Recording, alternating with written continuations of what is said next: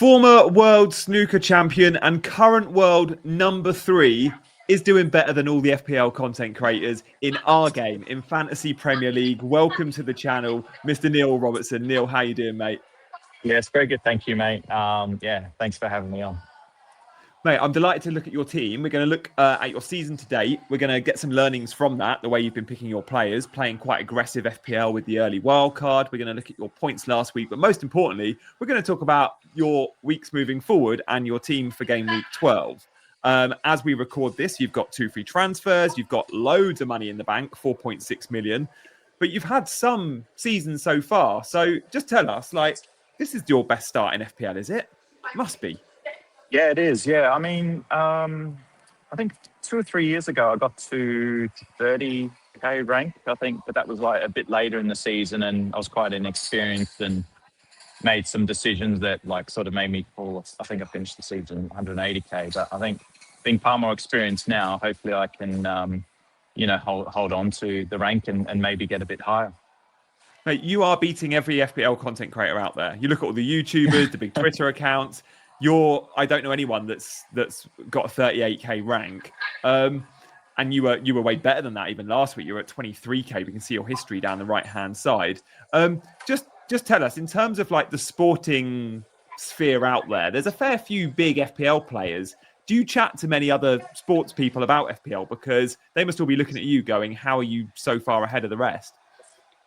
Quite a lot of sort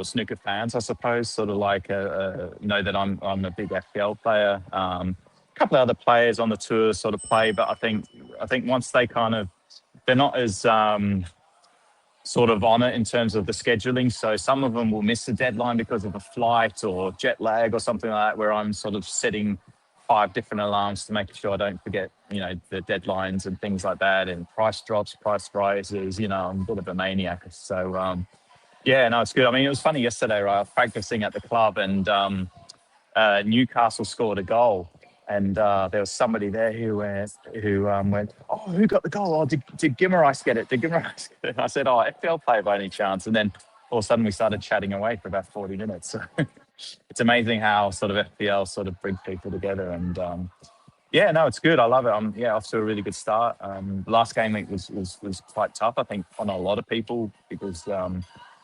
Semenyo missing a pen, Haaland missing a pen when I captained him. So even though we got the goal back, but so this week was pretty tough. But I've been quite fortunate so far. Yeah, man. It's so refreshing to have a professional sports person who loves the game we all love, which is just, it's just watching football. It's just a silly fantasy football game, as so many refer to it, but we love it. And I've known you've told me in the past, you've looked at flights and gone, I'll get that flight, not that flight, because of the FPL deadline. So you're one of us. You're proper into it. But such a good start to the season. Did you start the season? Obviously, you wildcarded early, but did you start the season and get in Haaland really early? Was that a key move for you? Yeah, just having a look at. I think so. I actually didn't start with Haaland or Salah because I just wanted to sort of wait and see. I mean, Haaland last year was obviously not worth it, the way the City were playing. And Salah for the second half of last season, I really thought he wasn't playing very well at all. And I think you only have to look at the data to see that. I thought he played brilliant in the first half of last season when it almost looked like he was playing for the new contract. And once you sign a contract, his form really just got big time. So I thought that Salah was just so expensive as well. And so I just went with a slightly safer pick of a 3-5-2 with Smart Guiu, who's so cheap, and I went with João Pedro and Watkins up front. Palmer, Bruno Fernandes. It was a very mixed sort of team, and but I saw after maybe 2 game weeks that quite clearly that certain players weren't what I thought they were going to be. I think the Aston Villa assets, for one, Watkins and Rodgers. Verts, I went for. I thought that he looked quite good in the Community Shield, so I went with him. I wanted a Liverpool asset, and so game week 3, just having a look, I think that's when I wildcarded, and I instantly got the rewards for that. Brought Haaland in, captained him, Tosin and Sanchez got the clean sheets there. Lacroix got a haul, and Mbeumo scored. The only thing was that I had Senesi on my bench for 14 points, but João Pedro played really well against West Ham, so that sort of like gave me a really good boost up. And then I had sort of green arrows for a good run of sort of 6-7 game weeks. So. Yeah, your first red arrow didn't come till game week 8, and that early wildcard was massive because you got rid of the deadwood quick. So many of us carried players like Ollie Watkins, Morgan Rogers, Florian Wirtz. We carried them for 5-6 game weeks because we were like, oh, they've still got good fixtures. Give them another week. Give them another week. You were aggressive on wildcard and just went, no, I'm getting rid. And you got in players like Haaland earlier than the rest. Players like Mbeumo really early as well. And obviously green. And then you had this huge rise from like game week 8 to 9, 243k to 55k. You're inside the top 100k for the last 3 weeks. And looking really good. I mean, in terms of your chips, you've used your wildcard and you used triple captain. That was a big jump we saw game week 5 to 6 when you went Erling Haaland versus Burnley, right? Yes. Yeah, and that's where so many people use their wildcard. So I got a nice little boost over everybody else there too. Oh, yeah, a lot of the content creators wildcarded in 6, so triple captain Haaland was big for you. So you've still got your free hit and your bench boost. Are you thinking... Yeah, this is where I made the mistake, I think, in the last week because I had Gyökeres and obviously he was ruled out. The only other thought in my mind was it was either Mark Guiu to just sort of like to bank all the money, and then use it on Virgil van Dijk in defence and kind of typically go for a 4 at the back pretty much every week because of the DEFCON players in there and the defence just seems so strong and DEFCON is seems really powerful this season. So I didn't really want to play 3 strikers. Mateta I think is really good and Palace has still got really nice fixtures coming up as well. And the only one was Thiago for Brentford, who I thought about, but looking at the fixtures, I know that he obviously hauled against Newcastle, but the fixtures are still pretty tough in the next 4. So I just didn't really sort of want to go there, and so I took a bit of a safe approach and just went with Mark Guiu for Gyökeres to then have the money in the bank to possibly go to Palmer. I went with Rice over Saka, which you could argue is a slight mistake, but again, it's just I always wanted to get sort of Rice, and it was either Rice or Casado because I want sort of a bit of a DEFCON beast in midfield, and Rice obviously has really good attacking threat as well from set pieces, and he takes some corners, he takes a lot of free kicks. He almost scored against Sunderland actually on the free kick. Good DEFCON, always plays 90 minutes. Where Casado is sort of, I think he's outperformed quite a lot offensively this season. As a Chelsea fan, I've seen a lot of the games, scored a couple of big deflected goals and stuff like that. So I think Rice a little bit more, but I just think he's a really good safe pick. And with Saka, I don't really know what to do because Matawaki's coming back and surely he's going to get a lot more minutes. He's not going to take any starts off Saka, but I expect Saka to come off around maybe 75 minutes. For Matawaki in games, especially with the Champions League rotation. So that was my thought process there. I took Reinders out for Rice and I went and I took Gyökeres out for Mark Guiu. And I thought my team looked really good on paper. Obviously the Arsenal defence with Raya and Gabriel has been sort of doing really well for me. So yeah, this game it was a bit tough, especially with, like a lot of us, Semenyo missing a pen. And I was listening to it on the radio as well. I was coming back from golf with my son and his friend, and all of a sudden, TalkSport went to the game. Semenyo taking the pen. I thought maybe it would be Kluivert, and then I don't know what to do. I wanted to turn the volume all the way down so I wouldn't listen to the pen. I couldn't help it. And then I turned it back up, and then he's missed. Right as I turned it up, it's like, oh, and it's saved. And oh no, that's a massive swing. He scores that. It's he's on for like a 10-pointer or something. But yeah, and then Haaland obviously misses the pen against Liverpool. That and as a captain, obviously you get the extra minus points. So yeah, it's a little bit harsh that game week, but overall I can't really complain too much with my luck because a few weeks ago I got the big 23-pointer through from Van der Ven. So yeah. Very, very big points there from Van der Ven. And mate, the Semenyo miss was interesting because Kluivert had just been subbed off. So Kluivert was subbed off 3 minutes before, and what we really wanted to know was, is Semenyo on pens when Kluivert's on the pitch? And we still don't know the answer to that. But now he's missed. I'm like, oh, maybe not. Maybe he's going to have them taken off him. But yeah, and Haaland too. Like quite a few people did back against Haaland with the armband. A fair few went Gabriel, a fair few went Saka. So it really mattered that Haaland pen. Sometimes it doesn't matter because they're 200% effective ownership anyway. And you're like, it doesn't really matter what he does. Mate, talk to me about some of your picks, though, because whilst the points last week weren't brilliant, the personnel in place is, and obviously bench boost for you now will wait later down the line. You've got a dead spot for the time being in Mark Yu, but buying players like Rice has worked out. But you do have Ndiaye and Mbeumo, two midfielders that you don't see in that many teams. I think Mbeumo's around 20%, but most engaged managers have Bruno or no Man United mid. So I went Mbeumo this week too. And I feel like he is the pick over Bruno, but loads will go Bruno because he's safe. And Bruno in his own right is a great pick. But Mbeumo is cheaper and he's often the outlet. He's so high up the pitch, isn't he? Yeah, and this is what I noticed early in the season is that I wasn't too sure who to go with Cunha and Mbeumo. I never really wanted to go Bruno because of how deep he was playing, but I also slightly underestimated the DEFCON. He gets close to DEFCON a lot. Yeah. And he's on pens. But I think with him, if Mbeumo was, this is going to sound silly, if Mbeumo was left-footed, I probably wouldn't have him on a team. But the fact that he's the one who's always on that left-hand side as being, he always inverts, right? It's like that one of the two tens in behind the striker. So, he's always on that right-hand side, should I say. And he always plays 90. When a team is chasing a game against United, he's always really high up the pitch. And I think this season he is before the last sort of few weeks where he's done well. He had actually been really unlucky with his chances. He had quite a few chances that were great saves or hit the post. Even the Chelsea game, he was clear through on goal until Sanchez brought him down. That would have been just a guaranteed goal. So.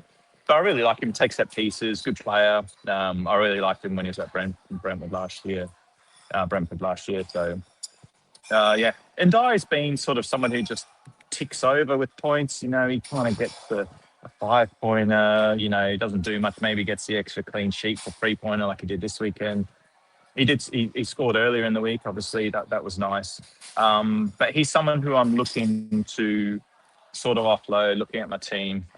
Him and Semenyo, I'm keeping an eye on it. Semenyo's got really good fixtures the next 3.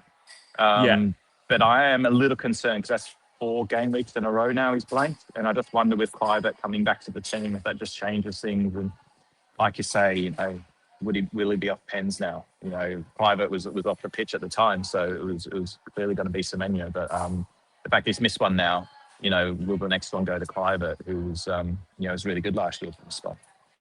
Yeah, he was so good. And Bournemouth do win pens. It's like 5 penalties last year. And Bournemouth, I've got the Fantasy Football Scout ticker loaded for the next 6, filtered on attacking difficulty. Bournemouth are top. No team has better fixtures than Bournemouth, which is why selling Semenyo, you've got to give him, as Neil said, 3 of the next 4 are home games. West Ham and Everton. And then Chelsea, but it's West Ham, Sunderland, Everton the next 3. So I'm with Neil, I give him 3. But Everton, as good as Ndiaye's been, if you own a Tarkowski, he dropped in price, people are selling him. I'd be looking to maybe offload Ndiaye as good as he's been. It's Man United, Newcastle, Bournemouth, Forest, Chelsea, Arsenal. It's a really tough run of 6 games for Everton. Yeah, it is. And so I was thinking of, who was I thinking of? Ndiaye out for possibly Soboslai. Yeah, and Liverpool's fixtures right up there. Yeah, so that's the sort of decision I've got to come up with. And I've also I do have to plan for the bench boost soon. So do I just kind of keep it on Mark? Do I just still have Mark here and just hope he maybe comes off the bench? And I mean, the funny thing was against Wolves, he should have scored 2 goals off the bench. Yep. Yeah, he missed one chance from about 2 yards out. And Esteban put in an unbelievable cross, and he got his head onto it. It was just a complete open goal, more or less. And he glanced it wide, So imagine that if he was on our benches and got a 13 pointer or something.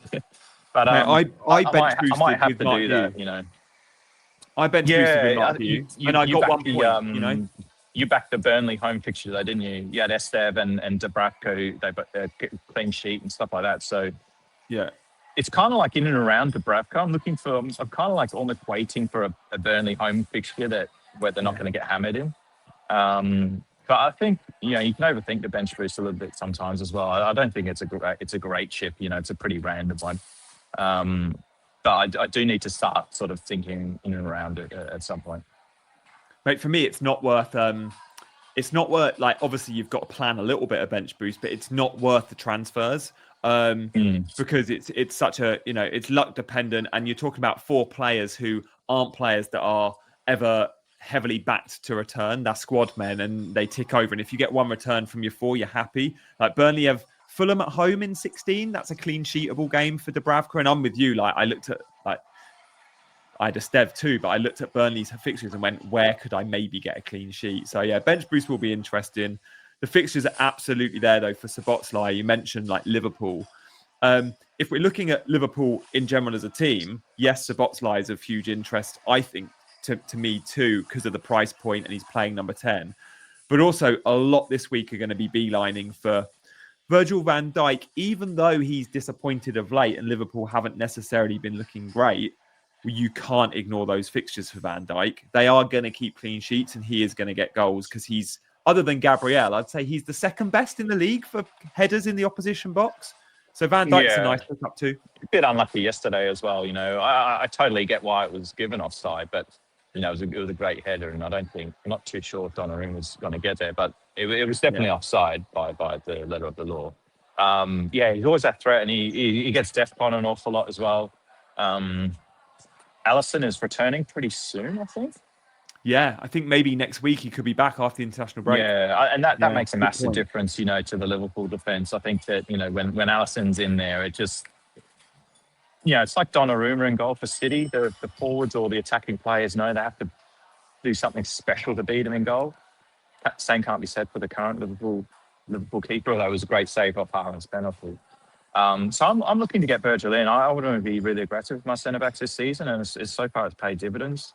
They've scored so many points through either DEFCON or goals, and the Premier League is changing a lot more now. We're a lot more set-piece orientated as well, with all these long throws and everything, and set-piece coaches seem almost as important as some of the managers sometimes.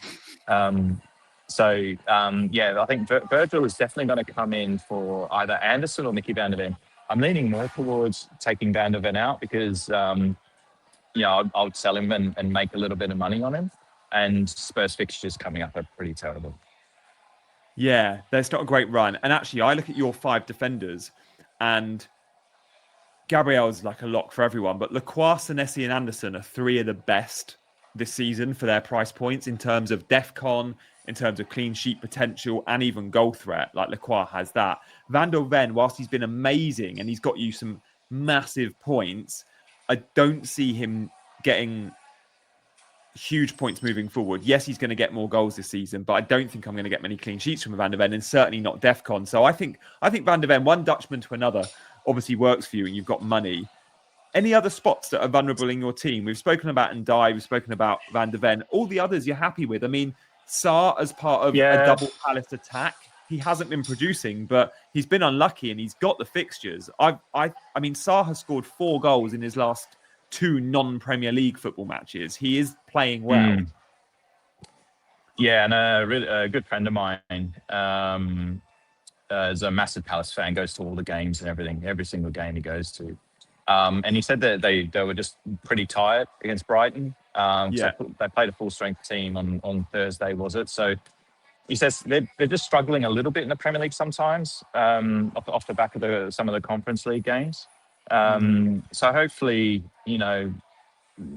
after the international break can pick up some points there.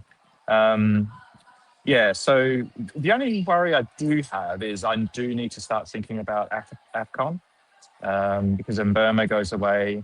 I think Sarr goes away as well. Sarr and Mbeumo are the 2 in your team that will be off. Yeah, It's so game they're the week two. So 16 though. You've got a while, and actually they might even be playing 16 and not go till 17. So you've got 6 weeks. But yeah, it's something we're gonna have to think about. And we'll get the free transfers, but yeah, I'd rather like sort of use those transfers as a natural transition rather yeah, than kind of having to use those as an emergency to get them out. I want to plan ahead same. properly, and um, and that's why like bringing Virgil in, I think I will switch to a more sort of like a back four in those in a lot of weeks, and possibly even play a back five sometimes. Like I'm trying to make my back line all guys who are really good for DEFCON. Like Anderson's good for DEFCON. He needs to sort of catch up back up to speed a little bit from his injury. Senesi, Gabriel, Lacroix, and then Virgil van Dijk as well. So I'm really happy with that part of my defense, and I got a lot of those guys early. Like Senesi, I bought for his starting price. Gabriel, I think he's like I got for 6.1, but I mean he's not coming out of my team unless he picks up an injury. So I'm really happy with where my team's at the moment. Yeah, that early wild card was so good for you. It gets you on players like Senesi too. Like, yeah, you got Mbeumo as a differential. You got on Haaland early, but even just simple moves like Gabriel and Senesi that we all have now, but we didn't pay the start prices for. Like, I probably paid 4.8 for Senesi, and you would have paid 4.5. So, yeah, nice work there, mate. You're in such good shape moving forward. What about captaincy this week? Because if Haaland had blanked versus Liverpool, I think the majority would be looking at maybe Palace versus Wolves, Mateta, certainly Arsenal versus Tottenham if you own a Saka, or Mbeumo or Bruno versus Everton. They would be looking at those possible captain options going, do you go against Erling Haaland? But knowing he played well and Man City played so well versus Liverpool, I think that might change everyone's mind. I was looking at maybe going against Haaland, and now I'm thinking, is that just silly? Like, he's already reached 100 points. Yeah, it's crazy. It'll take a brave person to go against him. I think, the fixtures, like Arsenal got Spurs at home. That's going to be tough. I don't think that's going to be a really high scoring game. I mean, I think a lot of people who own Saka might go for Saka against Spurs. Semenyo, I think maybe a month ago, people were looking at this fixture with Semenyo and thinking, that could be a big one as well. But I think, I know Dan Burn doesn't play directly as a centre back, but I think him being missing for that game is quite big for set pieces. I think as well. Haaland he doesn't have to contend with both with Dan Burn, so Haaland's going to be favoured against anyone else in the box for Newcastle. And the fact that Newcastle aren't on a very good run at the moment either. There's a lot of rumours are going around that Eddie Howe's under pressure. If it wasn't for the Champions League form, then he might be under real pressure. So. And I think that City, Pep's 1000th game, they played really well against Liverpool, played incredibly well. I just think they're going to be full of confidence, and I can't go against Haaland.